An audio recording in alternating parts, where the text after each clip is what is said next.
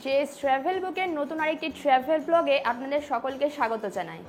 আর আজকে আমরা রয়েছি এখন রামেশ্বরমে আর যাব কন্যাকুমারী। এখন ঘড়িতে বাজে ঠিক 5টা আর আমরা এখন ভারত সেবাশ্রম থেকে রওনা হচ্ছি রামেশ্বরম বাস স্ট্যান্ডের উদ্দেশ্যে। আর এই ব্লগটায় আমরা শেয়ার করব কিভাবে আপনারা রামেশ্বরম থেকে কন্যাকুমারী বাসে যাবেন, কোথা থেকে বাস ধরবেন, খরচই বা কত ইত্যাদি সমস্ত তথ্য। আর সময়ও কত লাগবে বা ডিস্টেন্স কতটা, কোথায় কি স্টপেজ, এই সমস্ত কিছু জানতে হলে ব্লগটা স্কিপ না করে দেখতে থাকুন। চলুন তাহলে। দিন ও রাত্রির সন্ধিক্ষণের সর্বদাই একটা আলাদা মাধুর্য থাকে। আজ রামেশ্বরমেও আমরা এমনই এক মাহেন্দ্রক্ষণের সাক্ষী থাকলাম। ভোরের রামেশ্বরমকে উপভোগ করতে করতে বিদায় জানানোর সময় হয়ে গেল ভারতের 12 জ্যোতির্লিঙ্গের এক জ্যোতির্লিঙ্গ স্থলকে। আমরা ভারত সেবাশ্রম থেকে বেরিয়ে একটা অটো ধরে নিয়েছিলাম, তো পার পার্সন 15 টাকা করে ভাড়া নিল রামেশ্বরমের বাস স্ট্যান্ডে আসতে।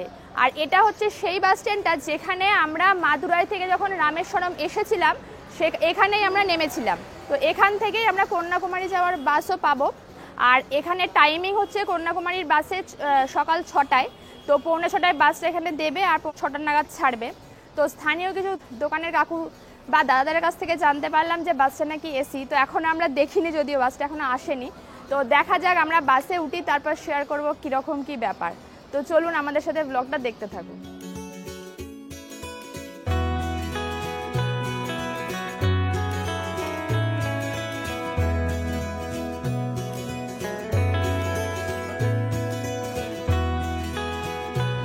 আমাদের বাস দিয়ে দিয়েছে আর এটা এসি বাস, 6টায় ছাড়বে, 6টায় টাইম। এছাড়াও ইভিনিংয়ে বাস রয়েছে আর দুপুরে একটা আছে, বাট ওগুলো এসি কিনা বলতে পারছি না, মনে হয় এসি না। আগে সকালেও দুটো ছিল, এখন একটা হয়ে গেছে, 6টা। তো আপনারাও যদি এভাবে ট্রাভেল করেন সকালই বেরিয়ে যাওয়া ভালো, কারণ যাত্রা অনেকক্ষণে, 6:30 6 থেকে 6.5 ঘন্টা বলছে। এখন কতক্ষণ লাগে আমি পৌঁছালে বুঝতে পারবো। আপনাকে বাসটা দেখাই, এটা ইংলিশেই লেখা রয়েছে, বাকি বাসগুলো লোকাল ল্যাঙ্গুয়েজে লেখা, বাট এটা ইংলিশে লেখা রয়েছে, আপনারা আসলে চিনতে পারবেন। এইটা হচ্ছে আমাদের বাস, এখানে দেখুন লেখা রয়েছে কন্যাকুমারী এসি বাস। তো আমরা বাসে উঠে বসে পড়েছি। এমনি বাস খুব ভালো, কোয়ালিটি খুব ভালো, সিটের আগের থেকে বেটার। মেবি যেটা এসি বলে তাই মনে হয়। দেখেন আপনাকে সিটিং অ্যারেঞ্জমেন্ট দেখাচ্ছি।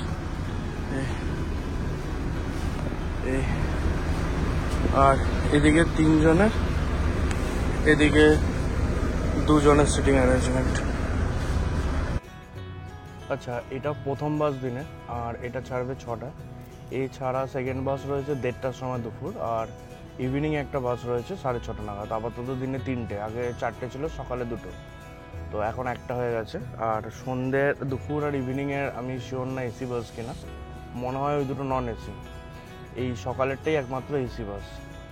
তো আপনারাও ট্রাভেল করলে চেষ্টা করবেন ভোরের বাসটাই ধরতে। আমাদের বাস 6:10 নাগাদ ছাড়লো।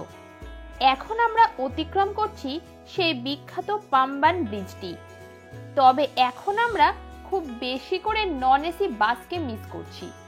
এখন অনেকেই বলবেন, কেন? আরামদায়ক যাত্রা হয় এসি গাড়িতে।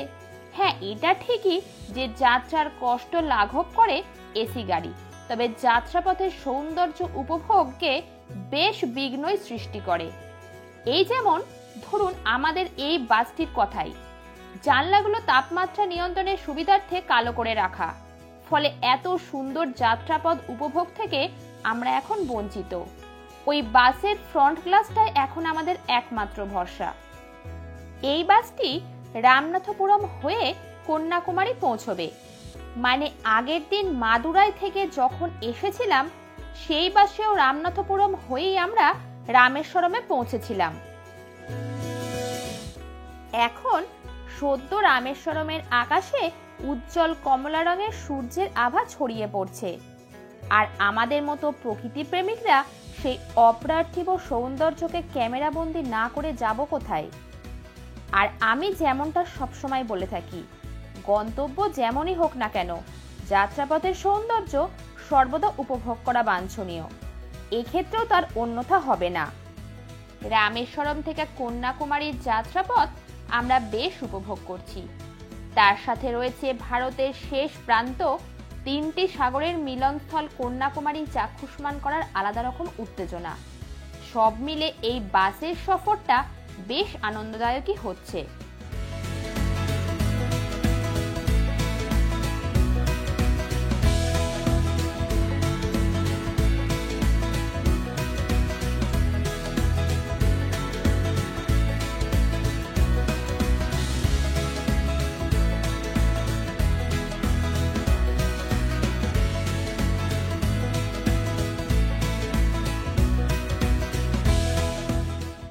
রাস্তার দুপাশে এখন দেখা মিলছে অগণিত উইন্ডমিলের।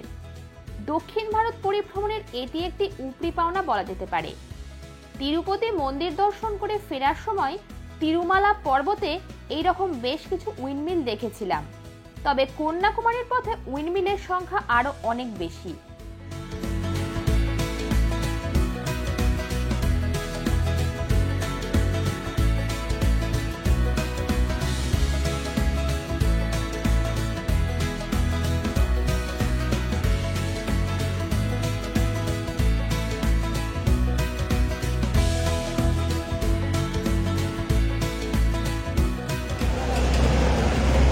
এখন 8:30 বাজে আর আমরা এক জায়গায় দাঁড়িয়েছি।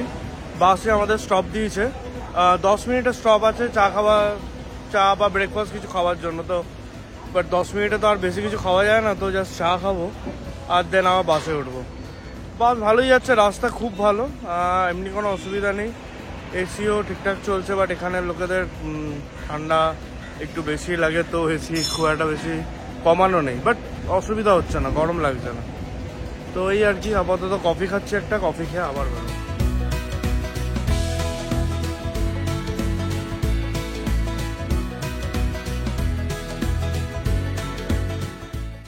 মিনিট 10 ব্রেকের পর আমাদের বাস আবার রওনা হয়েছে কন্যাকুমারীর উদ্দেশ্যে।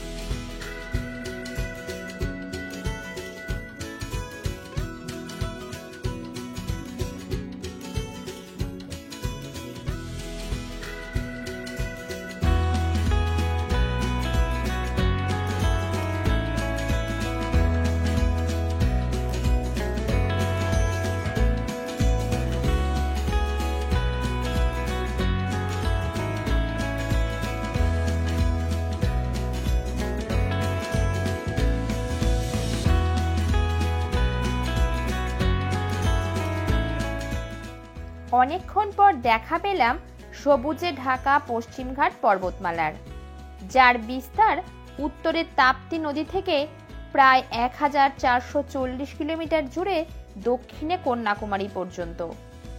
সড়কপথে উড়িষ্যা পরিভ্রমণকালে পূর্বঘাট পর্বতমালা যেমন একটা বিস্তীর্ণ জায়গায় আমাদের সঙ্গ দিয়েছিল, ঠিক তেমনি আজ দক্ষিণ ভারত পরিভ্রমণকালে কন্যাকুমারীর পথে পশ্চিমঘাট পর্বতমালা অনেকটা সময় আমাদের সাথে রয়েছে।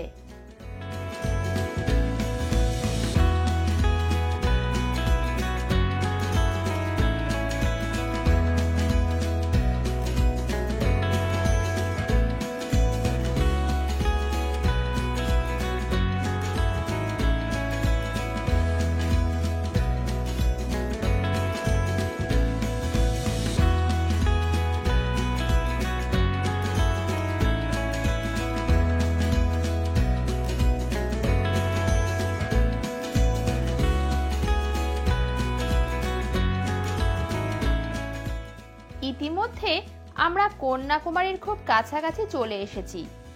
কন্যাকুমারী প্রবেশের পূর্বে নাগেরকোয়েল থেকে আমাদের বাসও পরিবর্তন হয়েছে। কেন কি বৃত্তান্ত সেসব না হয় পরে বলছি। বাস্তব সততই রূঢ়। ভ্রমণের আনন্দ উপভোগ করছি মানে তো এই নয় যে আমরা চরম বাস্তবতাকে উপেক্ষা করে রয়েছি। তবে রূঢ় প্রসঙ্গের উপস্থাপনাটা একটু পরেই হোক।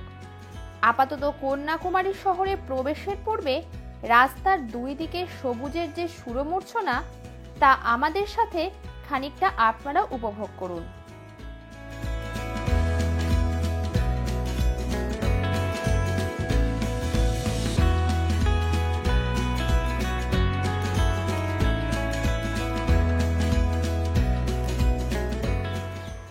তো এখন দুপুর 3টে বাজে আর আমরা কন্যাকুমারিকা পৌঁছে গেছি।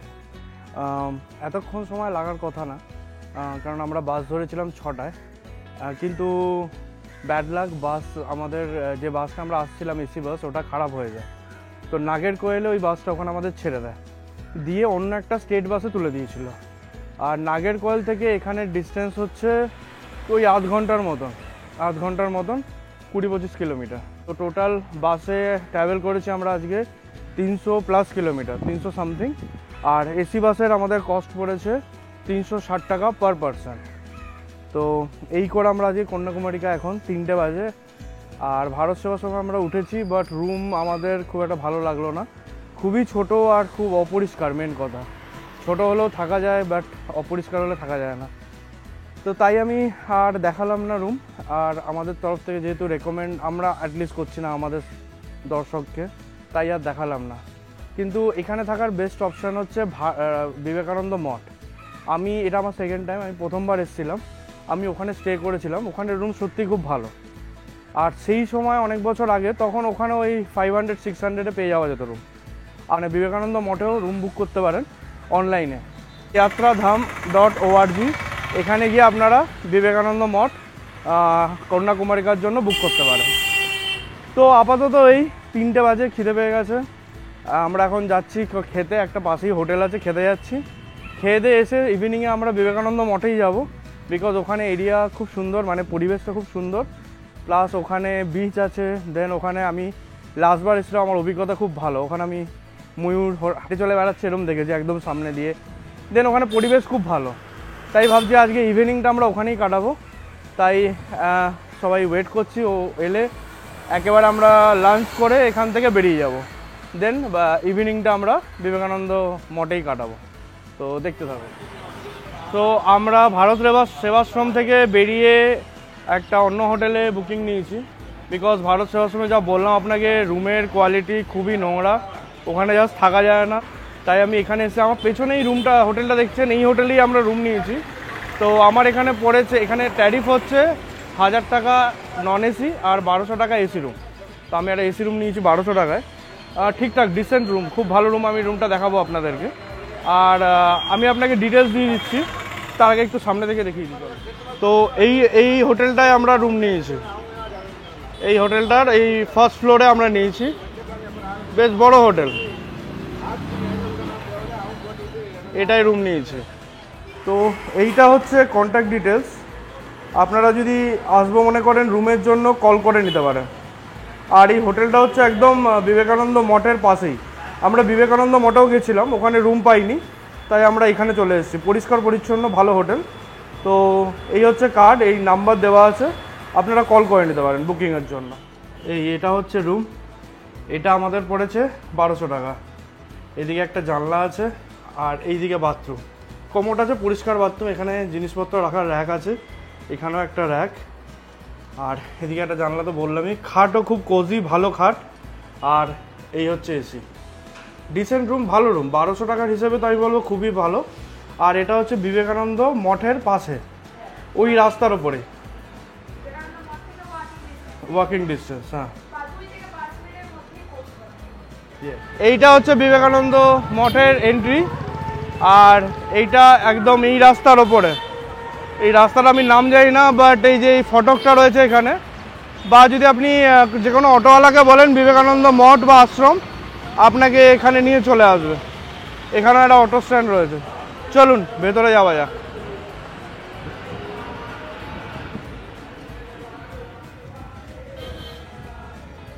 আমরা এখন বিবেকানন্দ মঠের ভেতরে ঢুকছি।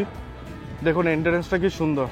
এই মঠটা বিশাল বড় ভেতরটা, আমি এর আগে এসেছি তাই বলতে পারছি আপনাদেরকে। আর এর ভেতরেই সানসেট পয়েন্টও আছে, বিচও আছে এইদিকে। তো আমরা এখন ওখানেই যাব বিচটা দেখতে, সমুদ্র এখান থেকে দেখতে, আর প্লাস ভেতরটা ঘুরে দেখবো। ভেতরটা খুব সুন্দর, কাম পরিবেশ। আর এখানে একটা মন্দিরও আছে, ওটাও দেখাবো আপনাদেরকে। চলো, এই হচ্ছে এন্ট্রান্স, আর ঠিক তার আমার ডান দিকে এইটা হচ্ছে ভারত মাতা মন্দির। সামনে থেকে দেখাচ্ছি, চলো।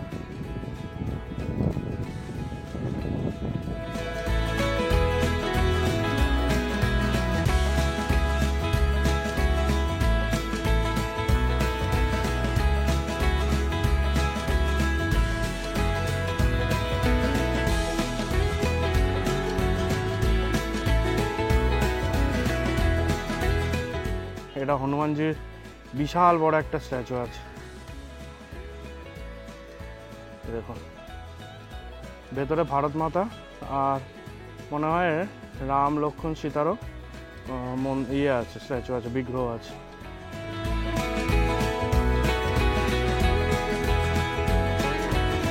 এখানে বিবেকানন্দের অনেক কিছু ডিটেলস এবং ফটোগ্রাফ রয়েছে, বাট এখন ঢুকছি না, মেবি কালকে ঢুকবো, যদি ফটো অ্যালাউড হয় ভেতরে, আমি জানি না। এটা হচ্ছে রিসেপশন এরিয়া, সোজা সামনে এসেই বাঁ দিকে পাবেন। আর আমি আপনাদের ওয়েবসাইটটা দেখাচ্ছি, এখানের আপনি যদি অনলাইনও বুক করতে পারেন 3 দিন আগে। তো ওয়েবসাইট ডিটেলস আমি দিয়ে দিচ্ছি।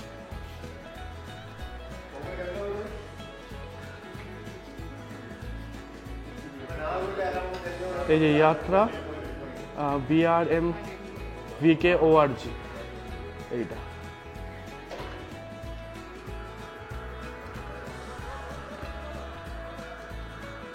এটা হচ্ছে mail ID and phone number.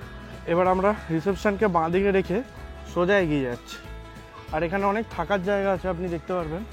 এই যে বাঁ সাইডে এইগুলো হচ্ছে ডরমিটরিজ, এখানে লোকেরা রয়েছে। রুমসও আছে, আগে দেখাবো। ভেতর থেকে তো দেখাতে পারবো না, বুকিং পাইনি, বাট বাইরে থেকে দেখিয়ে দেবো আপনাদেরকে। আর এই যে ওপর এই যে দোতলা বিল্ডিং দেখছেন, এইগুলো একটা ইউনিট রুমসের। আগে আরও আছে, এই দিকে রুমস আছে, এরকম অনেকগুলো বিক্ষিপ্তভাবে রুমস আছে চারিদিকে। আর এই হচ্ছে বিচ অ্যান্ড সানসেট পয়েন্ট। আমরা এক্সকিউজ মি ওখানে যাচ্ছি, তাহলে চলুন সোজা যাওয়া যাক। দেখুন এগুলো একটা সব থাকার জায়গা। রুম এখানে অনেকই আছে, কিন্তু তাও এখানে অকুপেন্সি ফুল থাকে, আপনাকে বুকিং করে আসতে হবে আগে থেকে। আমি যে মেল আইডিটা দিলাম ওখানে যোগাযোগ করতে পারেন, আর ওই ওয়েবসাইটে ঢুকেও আপনি বুকিংয়ের অপশান পেয়ে যাবেন। 3 দিন আগে বুকিং করতে হবে মিনিমাম। এই যে বিচটা এই দিকে সোজা, আমরা ওই রাস্তা ধরেই কিন্তু সোজা আসছি, কোথাও বিকিনি। এই যে sunrise point, sunrise and sunset. আর এটা একটুখানি ভেতর দিকটা ফরেস্টের মতন, খুব ভালো জায়গা। চলো যাওয়া যাক। কি ভালো পরিবেশ দেখুন, চারিদিকে সবুজ আর সবুজ, আর একদম নিস্তব্ধতা। খুব ভালো লাগে আমার এরকম জায়গা, নেচারের কাছাকাছি। মাঝখান দিয়ে খালি রাস্তা চলে গেছে, কোনো ভেহিকেল নেই, কোনো আওয়াজ নেই, খুব সুন্দর। এখানে লেখা রয়েছে এখানে পিকক থাকে, ওদেরকে প্লিজ ডিস্টার্ব করবেন না। তো আপনারা যারা এখানে আসছেন দয়া করে ওদেরকে ফিড করবেন না, ডিস্টার্ব করবেন না। এমনি আপনি দাঁড়িয়ে থাকলে ওরা আপনার কাছে আসবে, তো উপভোগ করবেন বাট ডিস্টার্ব করবেন না, রিকোয়েস্ট। এখন অবধি যদিও আমি দেখতে পাইনি, আমি চেষ্টা করছি দেখার। একটু আগে এলে ভালো হতো, সন্ধ্যে সন্ধ্যে হয়ে গেছে অ্যাকচুয়ালি। আমরা এখন হেঁটে চলছি সানসেট পয়েন্টের দিকে, যদিও সানসেটের সময় হয়ে এসছে, বাট আমরা হাঁটছি। এই হচ্ছে তার রাস্তা। ময়ূরের ডাক শুনতে পাচ্ছি বাট দেখতে পাই না এখনো। ওই দেখুন বীজ দেখা যাচ্ছে, আমরা পৌঁছে গেছি। ইনফ্যাক্ট এখান থেকে দূরে বিবেকানন্দ রকও দেখা যাচ্ছে। হ্যাঁ, খুব সুন্দর লাগছে। চলুন কাছে গিয়ে আপনাদেরকে ভালো করে দেখাই। এই দেখুন আমরা একদম পাড়ে চলে এসেছি, আর কি অপূর্ব লাগছে দেখুন সমুদ্র। আর জাস্ট সূর্যাস্তটা দেখুন, গোল্ডেন আভা। হ্যাঁ,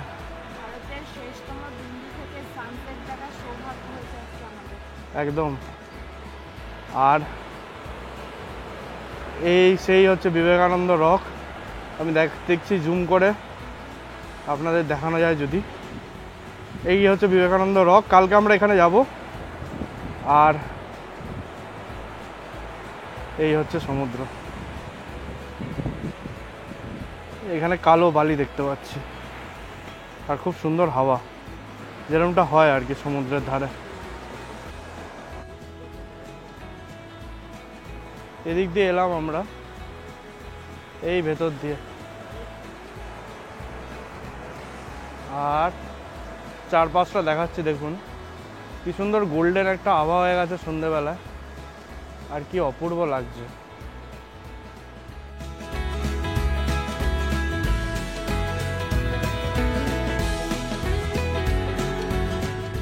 এরকম নেচারের সৌন্দর্য আমাকে খুব অ্যাট্রাক্ট করে, আর আমি এরই খোঁজে বারবার সমুদ্র আর পাহাড় ছুটে যায়।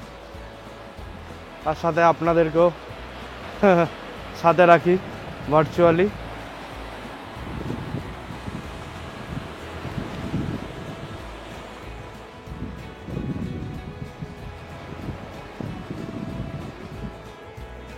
শাইনি, কেমন লাগছে?